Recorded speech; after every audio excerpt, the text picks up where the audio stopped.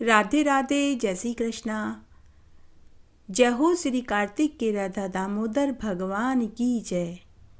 आज हम कार्तिक मास के 7 वार की कहानी सुनेंगे। कार्तिक मास में सभी कथा कहानियों के साथ में 7 वार की कहानी जरूर सुननी चाहिए। सोमवार के दिन महादेव और पार्वती जी की, मंगलवार के दिन हनुमान जी की, बुधवार के दिन गणेश जी की, गुरुवार के दिन बृहस्पति भगवान की, शुक्रवार के दिन शुक्र देवता की और शनिवार के दिन शनिदेव की और रविवार के दिन सूर्य नारायण भगवान की कहानी सुननी चाहिए। इससे संपूर्ण कार्तिक मास का फल मिलेगा। अगर आप कार्तिक मास का स्नान कर रहे हैं तो कार्तिक की सभी कथा कहानियों के साथ में इन कहानियों को जरूर सुनें, आपको इसका संपूर्ण फल प्राप्त होगा। आइए अब हम एक एक करके कार्तिक मास के सभी 7 वार की कहानी सुनते हैं। पहली कहानी महादेव और पार्वती जी की सुनेंगे। कार्तिक मास के सोमवार की कहानी। एक बार महादेव जी ने पार्वती जी को कहा कि हे पार्वती, मैं दुनिया का खेल देखने जा रहा हूँ। तो पार्वती जी ने कहा कि हे देव, मैं भी आपके साथ चलूँगी। तो महादेव जी ने कहा कि हे प्रिय, रास्ते में तुम्हें भूख प्यास लगेगी तो मैं तुम्हें भोजन पानी कहाँ से लाकर दूंगा, इसलिए तुम यहीं कैलाश पर रहो। परंतु पार्वती जी ने जिद पकड़ ली। तब महादेव और पार्वती जी नाड़िए पर चढ़कर दुनिया का खेल तमाशा देखने के लिए निकल पड़े। जब वे आगे गए तो उन्हें बहुत से लोग मिले। वे उन्हें देखकर हंसने लगे और कहने लगे कि देखो कैसे लोग लुगाई हैं जो नाड़िया के ऊपर बैठे हैं। बेचारे जानवर को तो इन्होंने कुछ समझा ही नहीं। बेचारा नाड़िया तो बोझ से मरा जा रहा है। यह सुनकर महादेव जी थोड़ा आगे जाने के बाद नाड़िए से उतर गए। अब महादेव जी पैदल चलने लगे और पार्वती जी नाड़िया पर बैठकर जा रही थी। थोड़ा आगे जाने पर फिर से उन्हें 4-5 लोग मिले। वे लोग भी उन्हें देखकर हंसने लगे और ताने देने लगे कि देखो कैसा जमाना आ गया है। मर्द तो बेचारा पैदल पैदल चल रहा है और औरत बैल की सवारी कर रही है। थोड़ा आगे जाने पर पार्वती जी नाड़िया पे से उतर गई और बोली कि हे देव, आप बैल पर बैठ जाइए, मैं पैदल चलूँगी।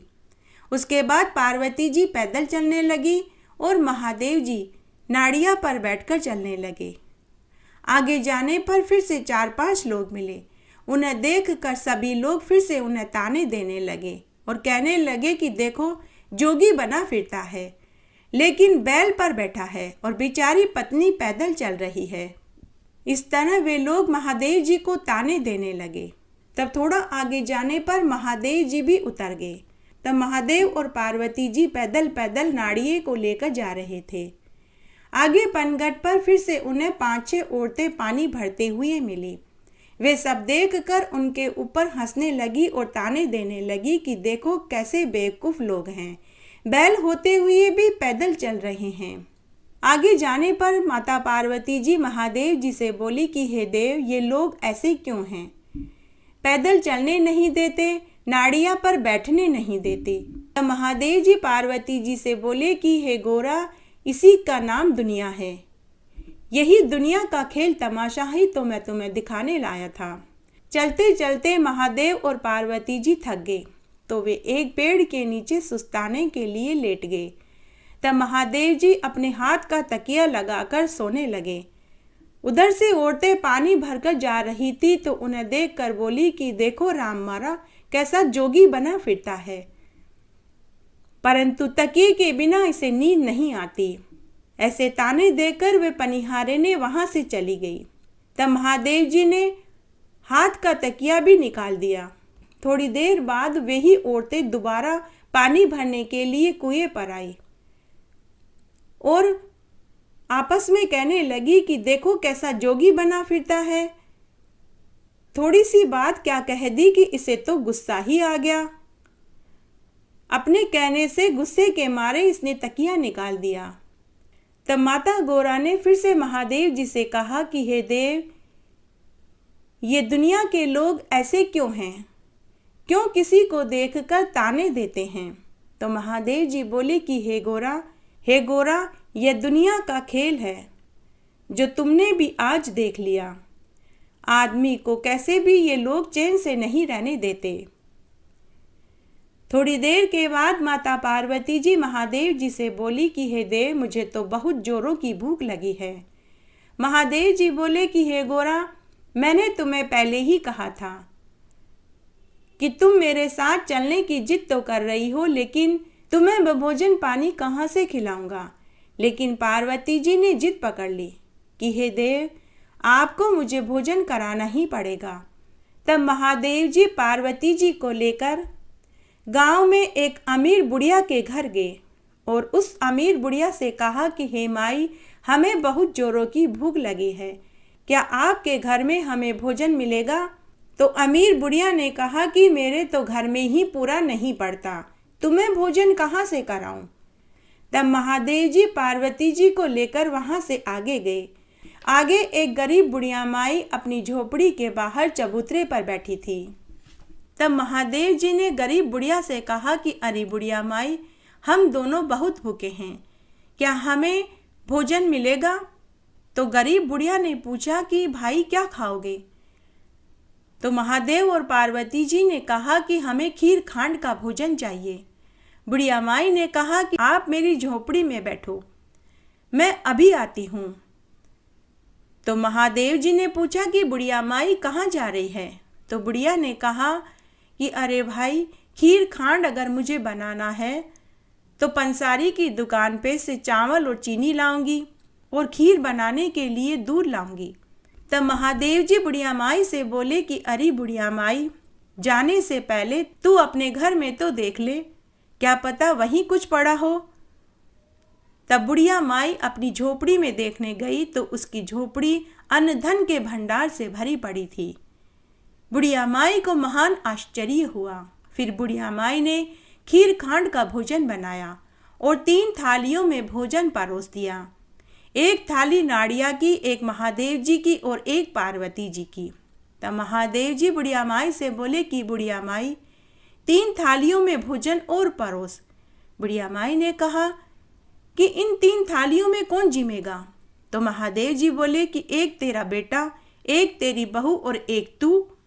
तो बुढ़िया माई ने कहा कि महाराज, मेरे तो कोई बेटा बहू ही नहीं है। तो महादेव जी ने कहा कि अरे बुढ़िया माई, जरा पीछे मुड़ के देख। बुढ़िया ने पीछे मुड़ के देखा तो 16 बरस का बेटा गठजोड़े के साथ खड़ा था। बहू की गोदी में बहुत सुंदर सा नवजात शिशु था।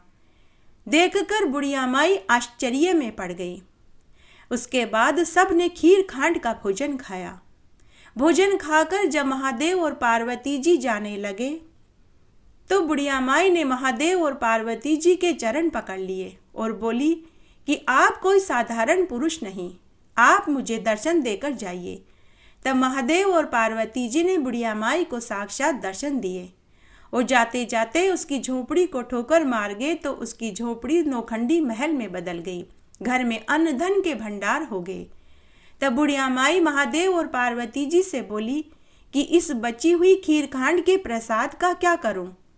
तो महादेव और पार्वती जी ने कहा कि इस खीर खांड के प्रसाद को पूरे गांव में बांट दे। अब बुढ़िया माई खीर खांड का प्रसाद पूरे गांव में बांटने गई। बांटते बांटते वह पहली बुढ़िया माई के घर भी खीर खांड का प्रसाद देने गई। तो अमीर बुढ़िया गरीब बुढ़िया से बोली कि अरे, आज तो तू खीर खांड का प्रसाद बांट रही है, तेरे घर में तो खाने को चने नहीं, तू कहाँ से खीर खांड का प्रसाद बांट रही है और किस खुशी में बांट रही है। तब गरीब बुढ़िया ने अमीर बुढ़िया को पूरी सच्चाई बता दी। तब अमीर बुढ़िया ने गरीब बुढ़िया से कहा कि अरे, वो तो मेरे घर भी आए थे, अभी इस समय वे किधर गए होंगे। तो गरीब बुढ़िया ने कहा कि वे तो वन की ओर गए हैं।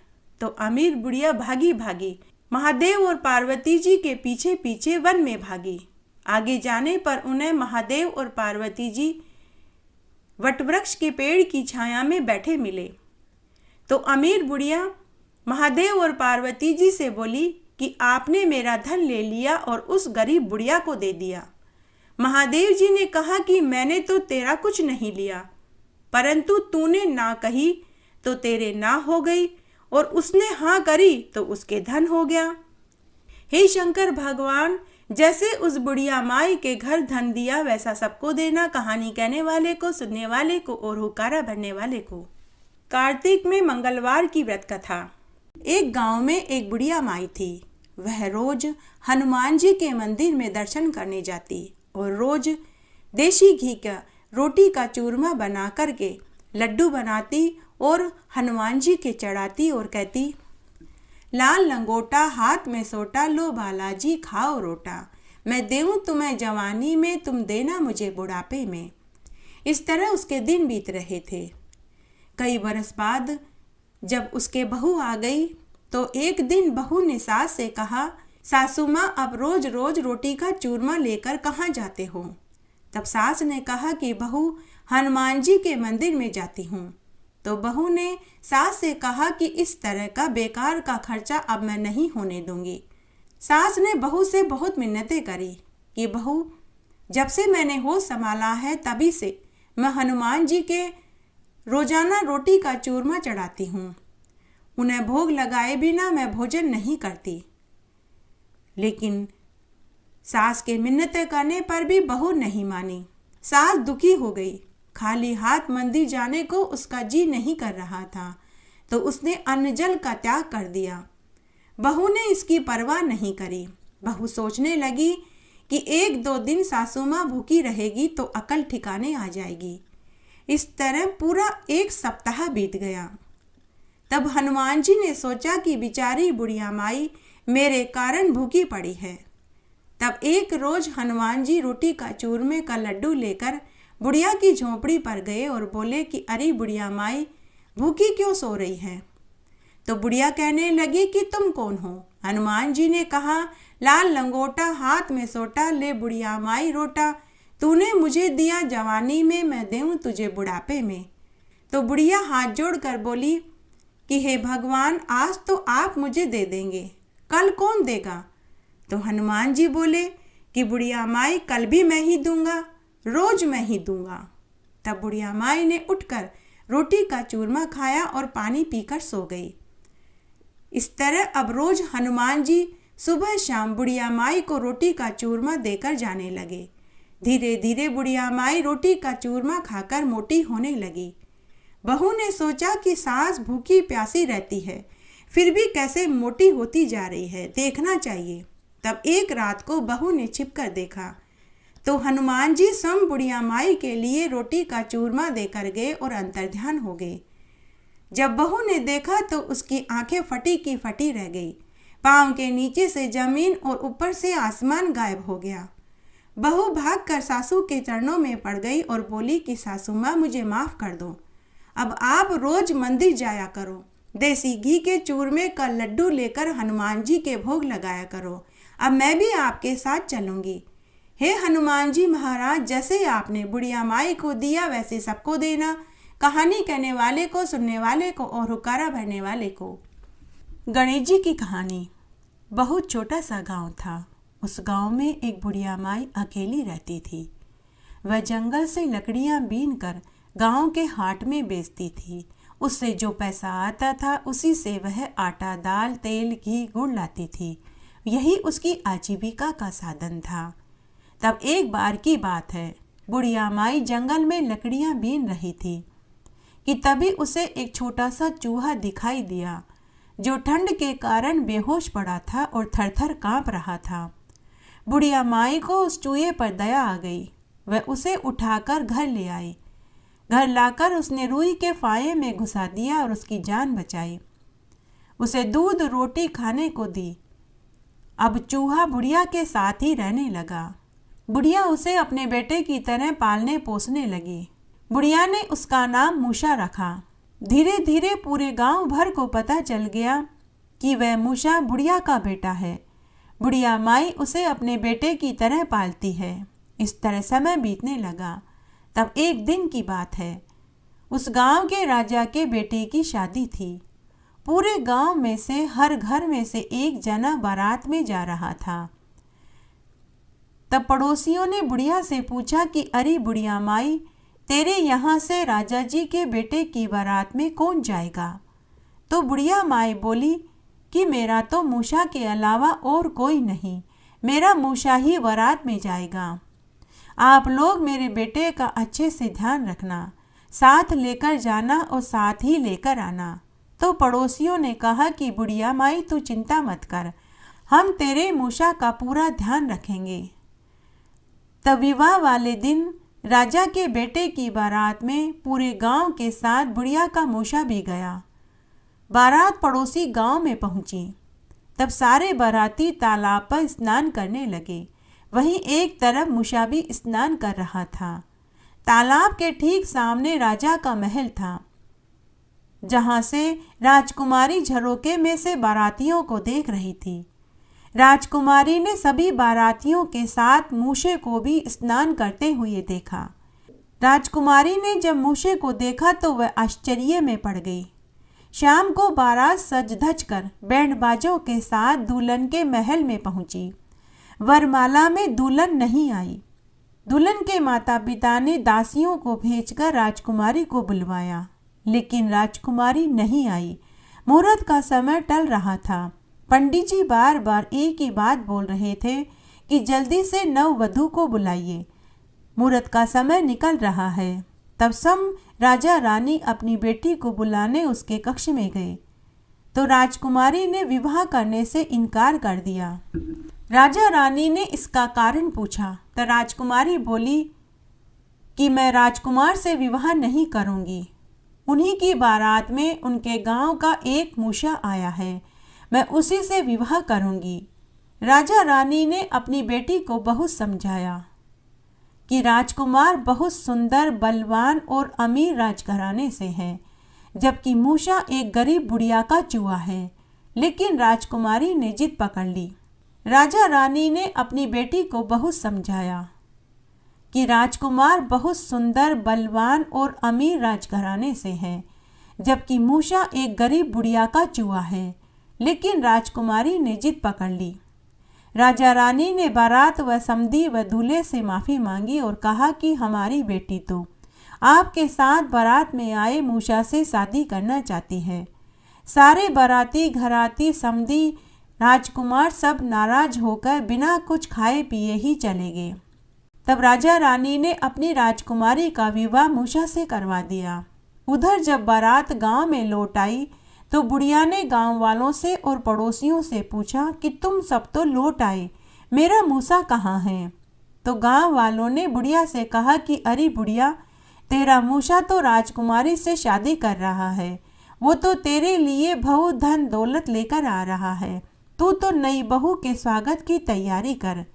ऐसा सुनते ही बुढ़िया ने घर की साफ सफाई करी, मांडने मांडे, चौक पूरा, गुड़ की लापसी बनाई, पूड़ी बनाई, पताशा गुड़ मंगवाया। गांव की औरतों को बुलाकर मंगल गीत गवाए कि तभी मूसा रथ में राजकुमारी के साथ बैठकर खूब धन दौलत लेकर आ गया। बुढ़िया ने बेटा बहू की आरती करी, गृह प्रवेश कराया, पूरे पड़ोस में गुड़ और पताशे बंटवाए। इस तरह बुढ़िया का समय अब और भी खुशी खुशी बीतने लगा। तब एक दिन नई बहू ने सोचा कि मेरी सासू माँ को तो गणेश भगवान के दर्शन कराने चाहिए। इस बेचारी को तो पता भी नहीं कि इसका मूसा तो साक्षात गणेश भगवान है। तब एक दिन रोज की तरह मूसा अपनी खोली उतार कर अंदर नहा रहा था। तो बहू ने अपनी सासू माँ से कहा कि सासू माँ, आपका मूसा अंदर नहा रहा है, आप उनकी यह खोली जला दीजिए।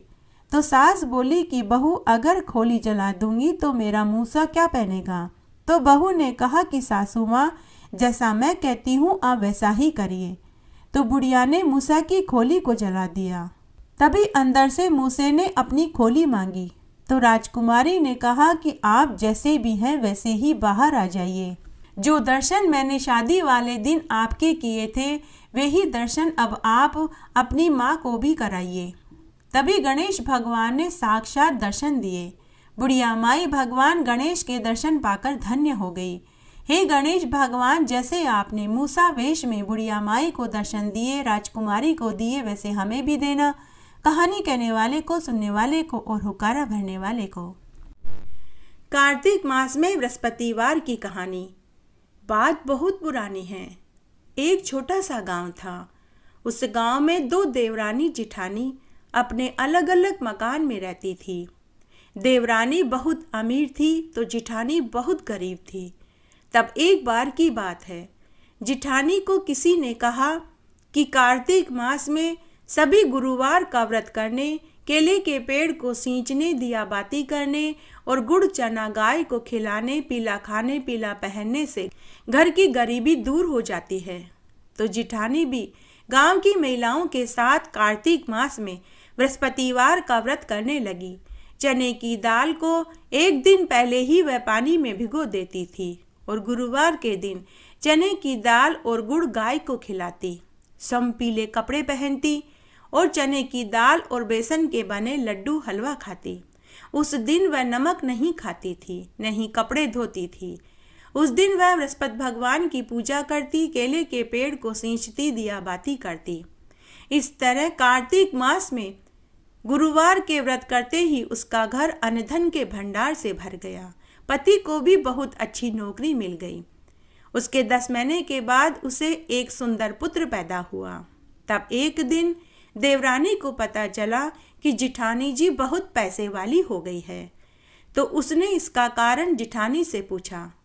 जिठानी जो बड़ी ही भोली थी, चालाकी उसे आती भी नहीं थी, तो उसने कार्तिक मास में गुरुवार का व्रत करने वाली बात बता दी और कहा कि मेरे ऊपर तो बृहस्पति देव भगवान टूटे हैं। लेकिन देवरानी को विश्वास नहीं हुआ कि कोई व्रत करने से भी अमीर होता है। देवरानी को लगा कि जिठानी जी कोई टोने टोटके और जादू टोने करती है, तो वह अपनी जिठानी पर नज़र रखने लगी। कुछ दिन तक नज़र रखने पर भी उसे कुछ दिखाई नहीं दिया, तो वह मन ही मन कुढ़ने लगी। उसने नगर के राजा से शिकायत कर दी कि मेरी जिठानी जादू टोने करती है, उसके ऊपर किसी भूत प्रेतनी डाकन का साया है, वह पूरे गांव के लिए अपशकुनी है। तब राजा ने जिठानी, जेठ और उसके नवजात बच्चे को गिरफ्तार करके जेल में डाल दिया। उस दिन गुरुवार का दिन था। जिठानी का गुरुवार का व्रत था। उसने व्रत भी नहीं खोला था। वह सुबह से ही भूखी प्यासी थी। वह राजा रानी भी हर गुरुवार का व्रत करते थे और वे दोनों भी विष्णु भगवान के परम भक्त थे। जब रात्रि में राजा रानी गुरुवार का व्रत खोलने बैठे तो दास दासियां उनके लिए भोजन का थाल लेकर आई। दासियों ने राजा रानी के आगे भोजन का थाल रख दिया। दोनों की थालियों में बेसन के लड्डू और बेसन का हलवा था और एक कटोरी में दही था। जैसे ही राजा के सामने रखी थाली पर राजा की दृष्टि पड़ी तो राजा का भोजन कीड़ों में बदल गया। लेकिन रानी की थाली में भोजन जो का त्यों रखा हुआ था। तब रानी ने दासियों से कहा कि राजा के भोजन की थाली में कीड़े कैसे तैर रहे हैं, महाराज के लिए दूसरे थाल में भोजन लाओ। दास दासियों को भी बड़ा आश्चर्य हुआ कि जब वे रसोई में से भोजन लाए थे तो कीड़े नहीं थे, अब कहाँ से आ गए। उसके बाद दास दासियां उस थाल को वापस रसोई में ले गई और दूसरे थाल में दोबारा भोजन परोस कर के लाई। लेकिन जैसे ही राजा के सामने थाल रखा, जैसे ही थाल में रखे भोजन पर राजा की दृष्टि पड़ी तो पुनः भोजन में कीड़े ही कीड़े हो गए। अब तो राजा और रानी दोनों को महान आश्चर्य हुआ कि तभी उनके राज ज्योतिषी वहां आ गए। राजा रानी ने राज्य ज्योतिषी को पूरी बात बताई। तब राज्य ज्योतिषी ने अपनी विद्या से पता लगा लिया कि राजा ने नगर के एक बेकसूर स्त्री पुरुष और उनके नवजात बच्चे को जेल में डाला है। तब राज ज्योतिषी ने राजा रानी से कहा कि हे महाराज, आज आपके हाथों एक घोर अपराध हुआ है। आज आपने जिनको जेल में डाला है वे विष्णु भगवान के परम भक्त हैं। उसकी पत्नी बड़ी ही सती साध्वी है। वह हर गुरुवार का पूरे नियम धर्म से व्रत रखती है। आज उसका भी बृहस्पतिवार का व्रत है और वह सुबह से ही भूखी प्यासी है। आपने एक बृहस्पति देव भगवान के भक्त को बिना कसूर के ही सजा सुना दी, इसीलिए आपके ऊपर बृहस्पति देव भगवान रुष्ट हुए हैं। अतः आप उन्हें आदर के साथ छोड़ दीजिए। तब राजा ने पहरेदार भेजकर उन्हें जेल में से महल में बुलवाया। राजा ने उनसे अपनी गलती की क्षमा मांगी। तब राजा रानी ने जिठानी और उसके पति और बच्चे को पहले भोजन परोसा। जिठानी को व्रत वाला भोजन और उसके पति को 56 तरह के व्यंजन परोसे गए। स्वयं राजा रानी ने अपने हाथों से उन्हें भोजन परोसा और उन्हें खूब सारा धन देकर विदा कर दिया। उसके बाद राजा रानी ने स्वयं भी गुरुवार का व्रत खोला। इस बार राजा की दृष्टि थाली में रखे भोजन पर पड़ी तो भोजन कीड़ों में नहीं बदला, वह वैसे ही पड़ा था। तब राजा रानी ने पूरी नगरी में ये ढिंढोरा पिटवा दिया कि सभी को कार्तिक मास के सभी गुरुवार का व्रत करना चाहिए और उस दिन विष्णु भगवान की पूजा करनी चाहिए, केले के पेड़ की पूजा करनी चाहिए, केले के पेड़ को सींचना चाहिए और दिया बाती करना चाहिए, पीला खाना चाहिए, पीला पहनना चाहिए और नमक नहीं खाना चाहिए। जय हो विष्णु भगवान की जय, जय हो बृहस्पति देव भगवान की जय। कार्तिक मास की शुक्रवार की कहानी। एक बार एक नगर में एक गुजरी थी। वह अपने एक बेटा बहू के साथ रहती थी। गुजरी शुक्र देवता की परम भक्त थी। वह रोज शुक्र देवता की पूजा करती और हर शुक्रवार का व्रत करती थी। वह रोज सुबह ब्रह्म मुहूर्त में उठती, स्नान आदि से निवृत्त होकर शुक्र देवता को स्नान कराती, तिलक करती, घी का दीपक जलाती और भोग बना करके सबसे पहले शुक्र देवता के भोग चढ़ाती। उसके बाद ही वह गृहस्थी का दूसरा काम करती थी। गुजरी के 2 भैंसें और 3 गायें थी। वह रोज दूध निकालती, फिर दूध बेचने जाती। दूध बच जाता तो वह दही जमाती, घी निकालती और घी और दही भी बेचती थी। वह रोज लोगों को अच्छा बिना मिलावट का दूध और घी बेचती थी। शुक्रदेव भगवान बुढ़िया माई की सेवा पूजा से बहुत प्रसन्न थे। घर में किसी चीज की कोई कमी नहीं थी। तब एक बार की बात है, गांव के लोग 1 महीने के लिए कार्तिक स्नान करने हरिद्वार जा रहे थे। तो गुजरी का भी बहुत मन हुआ, मैं भी कार्तिक स्नान करने हरिद्वार जाऊं। गांव के सभी लोग शांता गुजरी पर आंख मीचकर विश्वास करते थे। उसका दूध घी हाथों हाथ बिक जाता था। तब शांता गुजरी कार्तिक मास में हरिद्वार स्नान करने की यात्रा का मन बना लेती है। तब गुजरी ने अपने बेटा बहू से कहा कि मैं 1 महीने के लिए कार्तिक स्नान करने हरिद्वार जाऊंगी। तुम लोग घर का अच्छे से ध्यान रखना। फिर सास ने अपनी बहू को घर की सारी जिम्मेदारी समझाई। साथ ही उसे यह भी कहा कि तुम रोज सुबह जल्दी उठना, स्नान आदि से निवृत्त होकर मेरे शुक्र देवता भगवान को स्नान कराना, घी का दीपक जलाना, भोग बनाकर के सबसे पहले शुक्र देवता को भोग लगाना, संध्या को पुनः दिया बाती करना और भोग लगाना और गाय भैंसों को समय पर चारा पानी देना, दूध दही समय पर बेचने जाना। तब बहू ने अपनी सास से कहा कि सासू माँ आप बेफिक्र होकर हरिद्वार कार्तिक स्नान करने जाइए, मैं सब काम समय पर कर लूंगी। तब सास कार्तिक स्नान करने 1 महीने के लिए हरिद्वार चली गई। सास के जाने के बाद बहू सुबह जल्दी नहीं उठती थी। शुक्रदेव भगवान को समय पर न स्नान कराती न समय पर भोग लगाती थी। गाय भैंसों का दूध चारा पानी भी वह समय पर नहीं करती थी और साथ ही दूध में पानी और घी में तेल मिलाकर के बेचती थी। तब एक दिन जब वह मिलावट कर रही थी तो शुक्र देवता तस्वीर में से बहू को देखकर हंस रहे थे। तभी बहू की नजर शुक्र देवता की तस्वीर पर पड़ी तो बहू ने शुक्रदेव भगवान से हंसने का कारण पूछा। तो शुक्रदेव भगवान बोले कि तुम दूध में पानी और घी में तेल मिलाकर के बेच रही हो और मैं हंसू भी नहीं। मैं तुम्हारी शिकायत तुम्हारी सास से करूंगा। साथ ही तुम मुझे न समय पर स्नान कराती हो, न समय पर मेरी पूजा सेवा करती हो और न ही समय पर मुझे भोजन खिलाती हो। तब बहू बोली कि अगर मैं दूध में पानी और घी में तेल नहीं मिलाऊंगी तो रुपए पैसे मैं कैसे कमाऊंगी, क्योंकि मेरी सास तो मुझे रुपए पैसे देती ही नहीं। और हे शुक्र देवता, आप ये दांत निकालना बंद कर दो, नहीं तो मैं आपको बक्से में बंद कर दूंगी। और आपको कोई खाना भी नहीं दूंगी और नहीं दिया बाती करूंगी। ऐसा कहकर बहू ने शुक्र देवता की तस्वीर को बक्से में बंद कर दिया। अब वह न तो शुक्र देवता की पूजा करती, न भोग लगाती, न स्नान कराती। उससे शुक्र देवता उससे रुष्ट हो गए। घर में जो धन था वह चोर चुरा कर के ले गए। गाय भैंसों को समय पर वह चारा पानी नहीं देती थी तो गाय भैंसों ने दूध देना बंद कर दिया। फिर एक दिन पति की लगी लगाई नौकरी भी चली गई। घर की माली हालत खराब हो गई।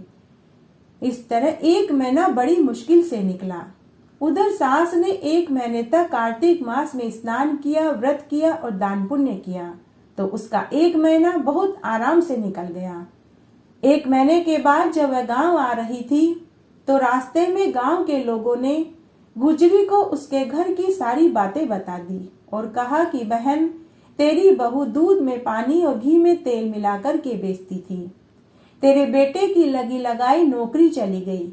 घर में जो धन था वह चोर चुरा कर के ले गए। तब सास ने गांव वालों से अपनी बहू की गलती की माफी मांगी और जल्दी जल्दी घर आई तो उसने घर की माली हालत देखी तो उसे बहुत दुख हुआ। तब सास ने अपनी बहू से इन सब का कारण पूछा तो बहू रोती जाए और सास से माफी मांगती जाए। तब सास ने सबसे पहले बक्से में से शुक्र देवता की मूर्ति को निकाला, चरणामृत से स्नान कराया, घी का दीपक जलाया, अगरबत्ती करी और भोग बना कर के भोग चढ़ाया और शुक्र देवता से अपनी बहू की गलती की क्षमा मांगी कि तभी उसका बेटा आ गया। बेटे ने आते ही माँ से कहा कि माँ, तुम 1 महीने के लिए क्या गई कि घर की हालत ही बिगड़ गई। माँ, तुम कोई जादूगरनी हो या टोने टोटके करती हो। तुम्हारे घर में आते ही मुझे नौकरी मिल गई। तो माँ ने कहा कि बेटा, तुम इसे जादू टोने कहो या चमत्कार कहो, यह सब कुछ शुक्रदेव भगवान की कृपा से हो रहा है। तुम्हारी पत्नी ने मेरे पीछे से शुक्र देवता की पूजा करनी बंद कर दी, उसी की तुम्हें और इस घर को सजा मिली है। लेकिन आज तुम्हारी पत्नी को भी समझ आ चुकी है कि शुक्र देवता का पूजन करने, भोग लगाने से और व्रत करने से घर में सुख समृद्धि बढ़ती है।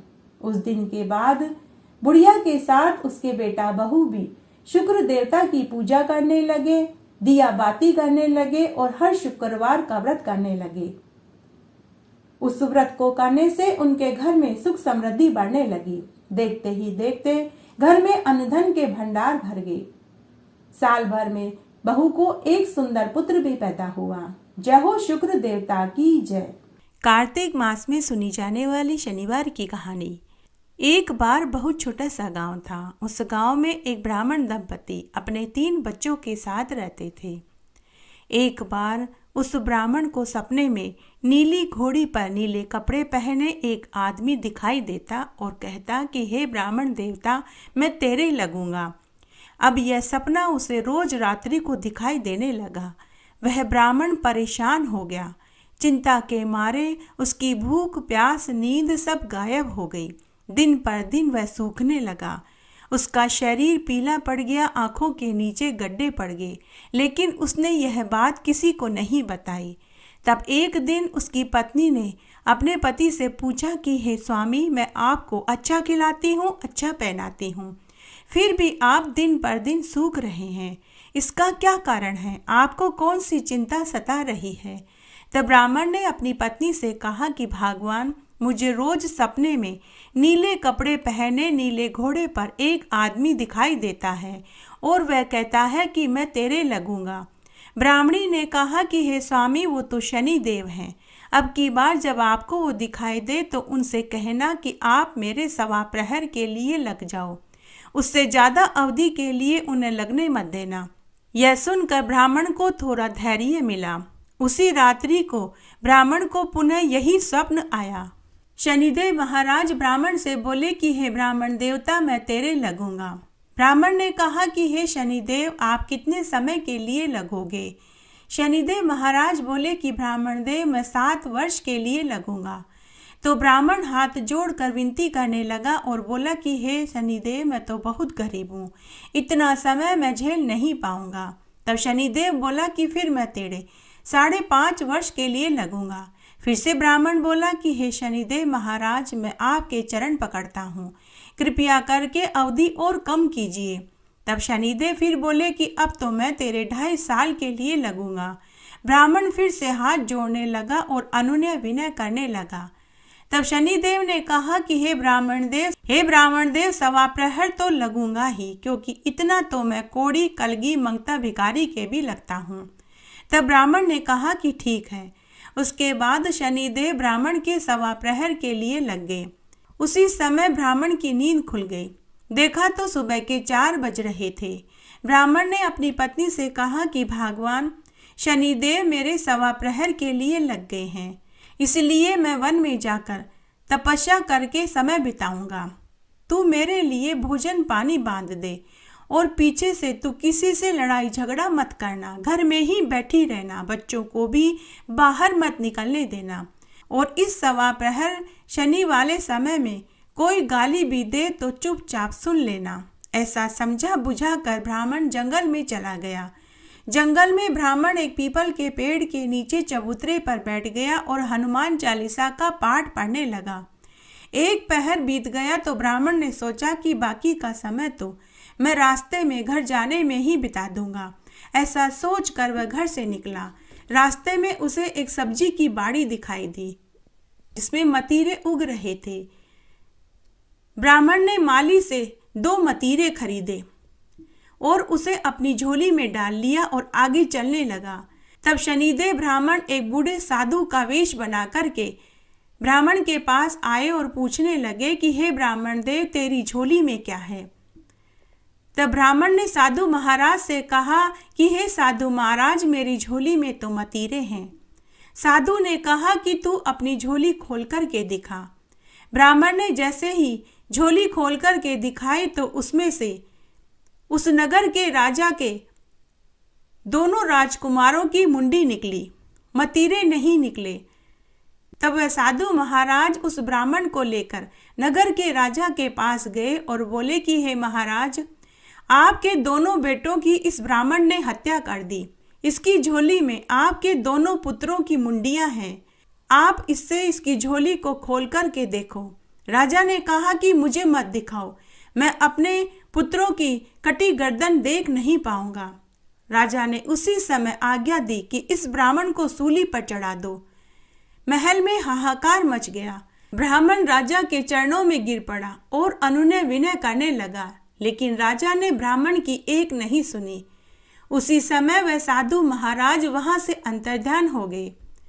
जब ब्राह्मण को सूली पर चढ़ाया जाने लगा तो ब्राह्मण से उसकी अंतिम इच्छा पूछी गई। ब्राह्मण सोचने लगा कि यदि किसी तरह से यह शनि का समय गुजर जाए तो मेरी फांसी रुक सकती है। यह सोचकर उसने कहा कि अरे भाई, मैं बचपन से ही बालाजी महाराज का भक्त रहा हूँ। आप लोग मुझे 108 बार हनुमान चालीसा का पाठ सुना दीजिए। तब एक ज्ञानी पंडित को बुलवाया गया और ब्राह्मण को 108 बार हनुमान चालीसा सुनाई गई। उसी बीच 1.25 प्रहर का समय बीत गया। 108 बार हनुमान चालीसा सुनने से 1.25 प्रहर का समय बीत गया। शनि की दशा टलते ही राजा के दोनों राजकुमार शिकार खेलकर महल में लौट आए।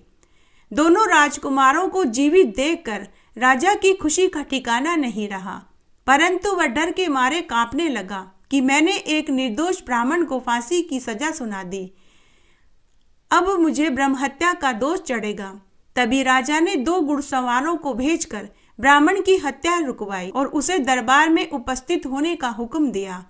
ब्राह्मण जैसे ही आया तो राजा ने उससे क्षमा मांगी और उससे कहा कि हे ब्राह्मण देव, तुमने मेरे राजकुमारों की हत्या नहीं करी, फिर भी तुमने अपने बचाव में कुछ कहा क्यों नहीं?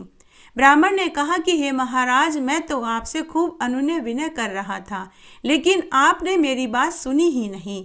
राजा ने कहा कि अब तुम अपनी झोली खोल करके दिखाओ कि इस झोली में क्या है। ब्राह्मण ने झोली खोल करके दिखाई तो उसमें मतीरे निकले। राजा ने कहा कि यह सब क्या है? तो ब्राह्मण ने कहा कि हे महाराज, मेरे ऊपर 1.25 प्रहर की शनि की दशा लगी हुई थी। यह सब इसी कारण हुआ। राजा ने कहा कि शनिदेव की दशा कैसे टाली जा सकती है। ब्राह्मण ने कहा कि हे महाराज, अगर शनि की दशा किसी राजा या सेठ को लगे तो काला हाथी या काला घोड़ा दान करना चाहिए।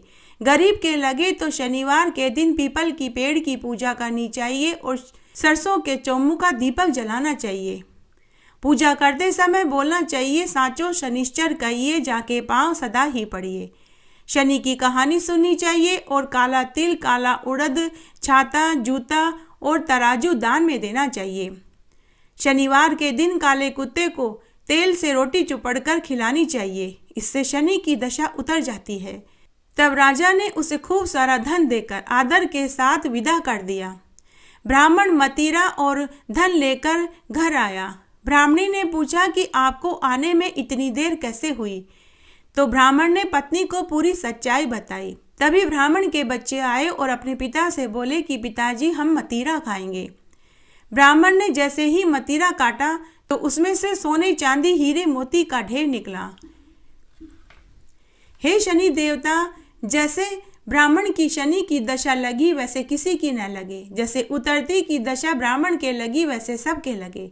शनिदेव ने ध्याऊं मन इच्छा फल पाऊं। जय शनिदेव, हे शनिदेव, हे शनिदेव, जय शनिदेव। कार्तिक मास के रविवार की कहानी। एक बार बहुत छोटा सा गांव था। उस गांव में एक राजा अपनी 2 रानियों के साथ रहता था। राजा की बड़ी रानी बड़ी ही धार्मिक प्रवृत्ति की थी। वह सभी तरह के व्रत, उपवास और दान पुण्य किया करती थी। राजा की छोटी रानी बहुत सुंदर थी। राजा को वह सबसे अधिक प्रिय थी। राजा को छोटी रानी से 2 पुत्र पैदा हुए, जबकि बड़ी रानी से राजा को संतान सुख नहीं मिला। पहले तो राजा कभी कभार बड़ी रानी के महल में चले जाया करते थे, लेकिन जब राजा को छोटी रानी से 2 पुत्र हो गए तो राजा ने बड़ी रानी की तरफ ध्यान देना ही छोड़ दिया। बड़ी रानी ने इसे अपना भाग्य समझकर स्वीकार कर लिया। तब एक बार की बात है, राजा के राजपुरोहित ने बड़ी रानी को दुखी देखा तो वे उनके दुख को समझ गए। उन्होंने बड़ी रानी से कहा कि हे महारानी जी, आप हर रविवार का व्रत कीजिए, सूर्य नारायण भगवान की पूजा कीजिए। सूर्य भगवान आपकी झोली भी खुशियों से भर देंगे। तब बड़ी रानी राजपुरोहित से बोली कि हे गुरुदेव, रविवार के व्रत की क्या विधि है, क्या कथा कहानी है, कैसे सूर्यदेव भगवान की पूजा करते हैं, व्रत में भोजन में क्या खाते हैं, मुझे इसकी कोई जानकारी नहीं है। कृपया आप मुझे रविवार व्रत की पूरी विधि बताइए। तब राजपुरोहित बड़ी रानी से बोले कि हे महारानी जी, मेरी पत्नी आपको रविवार के व्रत का पूजन कराने आ जाएगी और कथा कहानियाँ भी सुना देगी। अब राजपुरोहित की पत्नी बड़ी रानी के महल में रविवार के व्रत का पूजन करवाने और रविवार के व्रत की कथा कहानियाँ सुनाने के लिए उनके महल में आने लगी। इस तरह 5 रविवार बीत गए। रविवार व्रत में पुरोहितानी गोबर के सूर्यदेव बनवाती और बड़ी रानी से पूजा करवाती। इस तरह 5 रविवार निकल गए। तब हर रविवार को इसी तरह गोबर के सूर्यदेव बनाकर पूजा करते। तब पहले के बने गोबर के सूर्यदेव को बड़ी रानी महल के एक कोने में रखने लगी। तब अगला रविवार का दिन आया। पुरोहितानी बड़ी रानी के महल में जा रही थी तो छोटी रानी ने अपने महल के झरोके में से उसे देख लिया। छोटी रानी ने दासी को भेजकर पुरोहितानी को खुद के महल में बुलवाया। पुरोहितानी छोटी रानी के महल में आई तो उन्होंने पूछा कि अरे पुरोहितानी, तू आजकल बड़ी रानी के महल में क्यों जाती है? तो पुरोहितानी ने पूरी बात बताई। तब छोटी रानी ने पुरोहितानी को भड़का दिया कि तुम 1 महीने से बड़ी रानी को रविवार का व्रत करवा रही हो, पूजन करवा रही हो, कथा कहानियाँ सुना रही हो, तो बदले में बड़ी रानी दक्षिणा में तुम्हें क्या देती है? तो पुरोहितानी ने कहा कि मुझे उन्होंने अभी तक कुछ भी दक्षिणा नहीं दी। तो छोटी रानी ने पुरोहितानी से कहा कि तुम आज उनसे मुंह मांगा दान मांगना। उसके बाद पुरोहितानी बड़ी रानी के महल में गई। आज पुरोहितानी कुछ उखड़ी उखड़ी सी थी। आते ही बड़ी रानी से बोली कि महारानी जी, मैं 1 महीने से आपको रविवार के व्रत की कथा कहानियां सुना रही हूँ और पूजन करवा रही हूँ। अब तक आपने मुझे कोई दक्षिणा नहीं दी। आज तो मैं आपसे दक्षिणा लेकर ही जाऊंगी, क्योंकि बिना दक्षिणा के कोई पूजा व्रत पूरा फल नहीं देता। तब बड़ी रानी ने पुरोहितानी से कहा कि पुरोहितानी जी, मैं कल रविवार के व्रत का उद्यापन करूंगी। आप 5 जोड़ा जोड़ी ब्राह्मणी को घर बुला कर ले आना। मैं सबको स्वादिष्ट भोजन कराऊंगी और बढ़िया दक्षिणा भी दूंगी। यह सुनकर पुरोहितानी खुश हो गई। पूजा करवाने के बाद पुरोहितानी घर आ गई। इधर बड़ी रानी सोच में पड़ गई कि मैंने पुरोहितानी को बोल तो दिया, लेकिन मैं उन्हें क्या दक्षिणा दूंगी। उस दिन बड़ी रानी सूर्य भगवान को याद करके सो गई।